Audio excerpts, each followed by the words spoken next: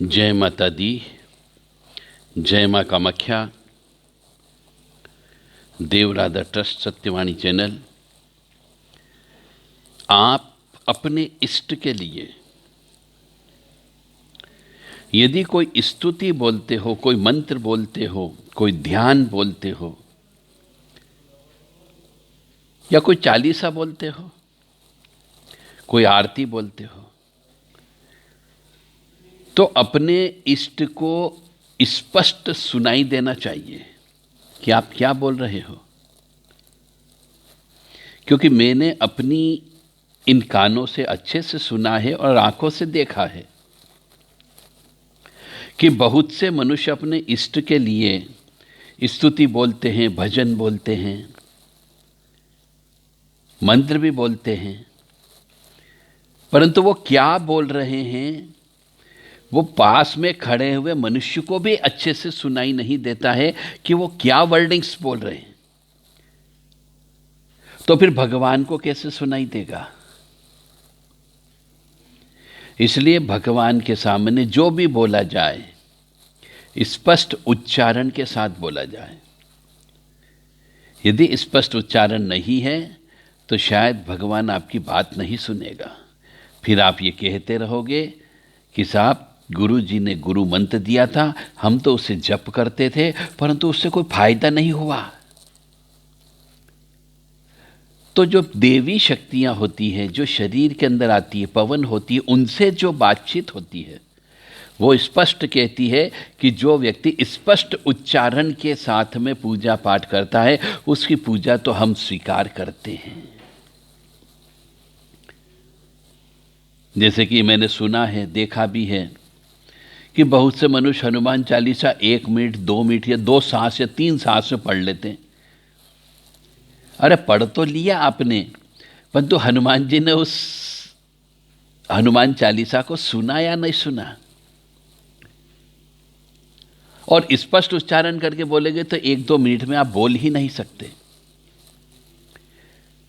या बहुत से लोग श्री राम जय जय राम बोलते हैं, सीताराम सीताराम बोलते हैं। तो जो भी बोला जाए,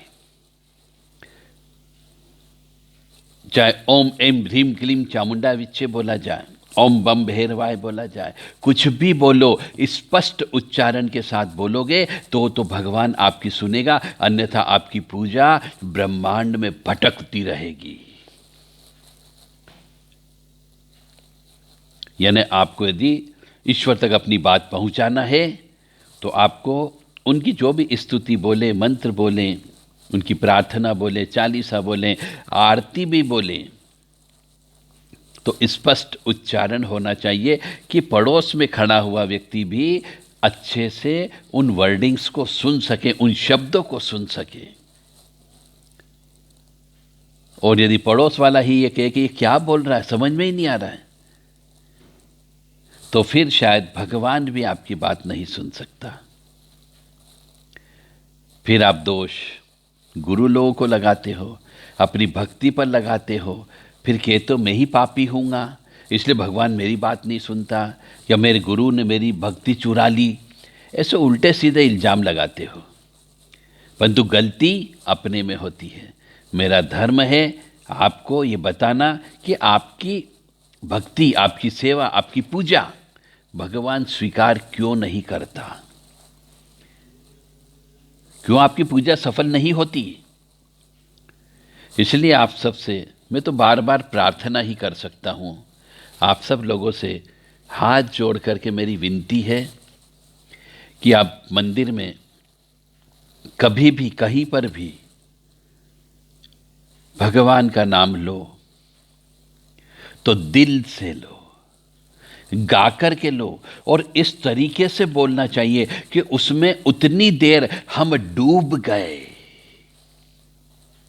उतनी देर हम उसमें रम गए, उतनी देर हमने समर्पण कर दिया, उतनी देर हमें नहीं मालूम रहा कि हम कहाँ थे।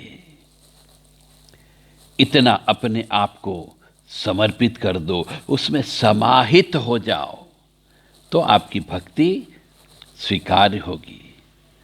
और आप बोल तो रहे हो परंतु मन कहीं और भटक रहा है, तो भी आपकी पूजा नहीं लगती है। इसलिए हमेशा चाहे हनुमान चालीसा बोलो, चाहे आरती बोलो, चाहे मंत्र बोलो, चाहे स्तुति बोलो, हमेशा रिदम के साथ में, संगीत के साथ में, एक लय ताल में आपको बोलना चाहिए। हर मंत्र की एक ध्वनि होती है, हर स्तुति की एक ध्वनि होती है। उसी ध्वनि में यदि आपने बोला तो आपकी आवाज परमपिता परमात्मा तक अवश्य जाती है। मेरा कहना धर्म था, मैंने आपको बता दिया। अब आपकी इच्छा, मानोगे तो ठीक, नहीं मानोगे तो ठीक, आपकी इच्छा। जय माता दी, जय मां कामाख्या।